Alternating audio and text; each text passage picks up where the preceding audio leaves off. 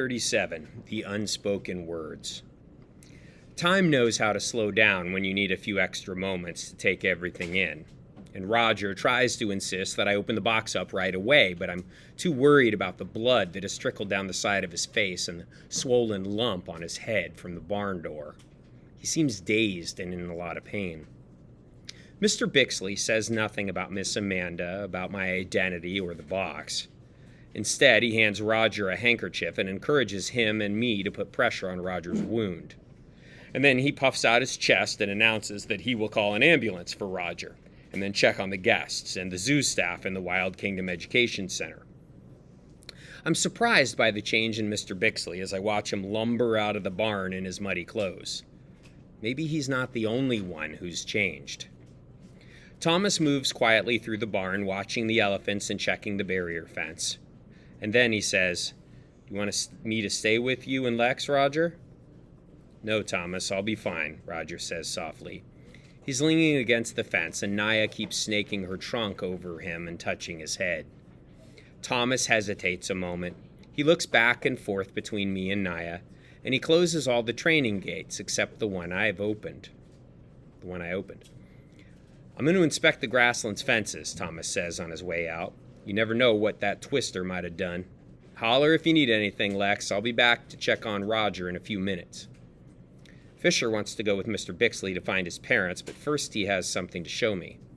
"I grabbed these photo albums when you jumped out of the cart to help Roger," he says. "You did? Fisher, you're the best," I yell, a little too loud because Roger groans and holds his head. Fisher's face falls and he hands me one album. I sat on him to keep him from blowing away, but the wind got one from me. I hope the pictures you want most are here. I stand up and take it. "Thank you." I really do want to hug him, but instead I say, "You were right, you know." "Of course I was." He smiles his $1,000,000 baseball contract smile. "What about?" "Concentrated orange juice. Wind immersion that I needed to learn to get out of the zoo sometimes." Fisher nods and folds his arms, all satisfied with himself. "Well, good thing we're friends then." "Why, because you're right all the time?" "No, because it's always good to have a friend who can find a treasure and tell off a twister, and because I can show you around outside the zoo." He glances at Roger, who gives us both an approving nod and smiles weakly. "And you can show me the world of baseball," I say. Fisher grins, and I think he knows I mean it. "Well, I'll go find my parents so they know that I'm okay," he says, "and maybe they can come take a look at Roger's head in case the ambulance is slow to get here." "Thanks, Fisher." I hold up the photo album. "My pleasure, Lex, from the Fen Circus." Fisher takes off toward the side doors and leaves the barn. I kneel beside Roger, who reaches for my hand. "Let's look at those pictures while we wait," he says softly, "or you could open that box." I swallow and I look at Roger's strong engineer arms and his gentle eyes. I'm not sure I want to know what's in the box right now. It's enough to know something of who I am and who I was before I came to the zoo, but now that there's a possibility of finding some family somewhere, I know I don't want to leave Roger and the old county bank. I don't want to leave home. This is my home, and Roger is my family. I had this home and family all along, but somehow I missed it. Naya snorts and bobs her trunk over the ground behind the fence. She finds some stray fruit that was tossed around when the supply closet doors went flying off their hinges, and she lifts the fruit to her mouth, her bottom lip flopping open as she chews. "Roger?" I say. "Yes?" "I snooped around in your room when I thought you might be hiding Angus Fenn's box from Mr. Bixley." I saw that my chair had been moved and my closet had been opened. I wondered what you'd been up to."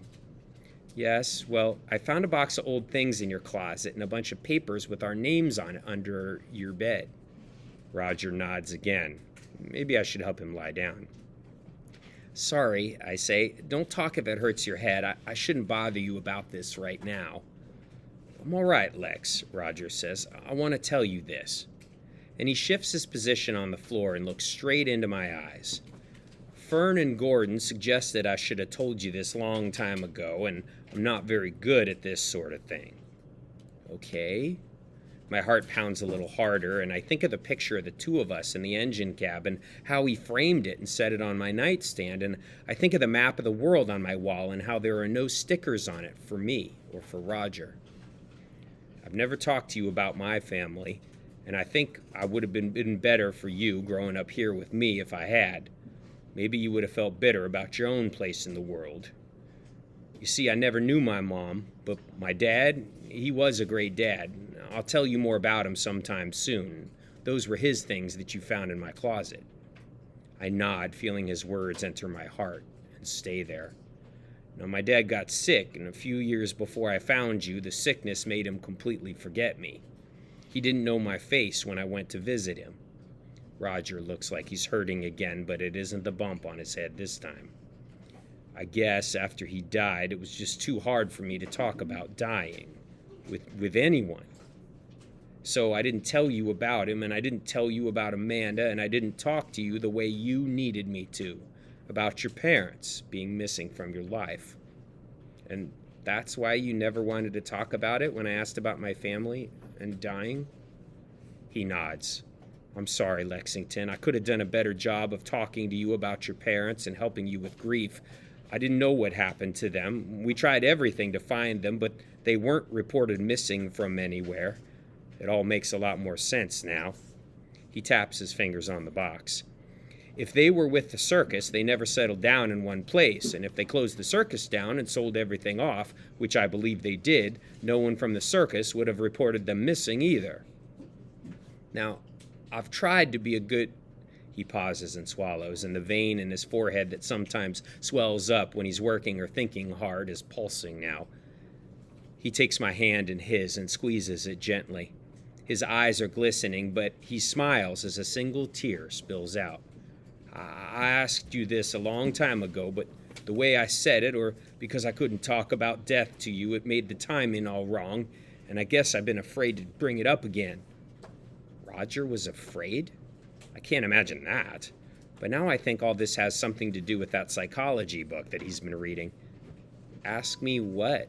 Attention staff, the student has been located. Thank you. Well, now that you have some new information about yourself and who your family is, he tilts his head toward the box and the photo album. This may be the wrong thing to say. It's okay, I say, thinking of what Mr. Bixley couldn't say and how it bothered me and how I've been aching to have this conversation more than I knew.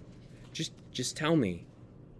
Now, those papers that you found under my bed, they're the legal papers from when you first came to the zoo. It's everything that's been required for me to take care of you, but some of them are about adopting you, if you want. I mean, unless you find that you have a family to go to.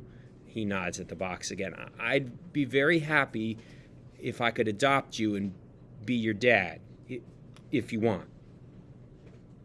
I hug Roger right there on the floor of the elephant barn, and I feel his heartbeat, and I breathe in his aftershave, and he holds me.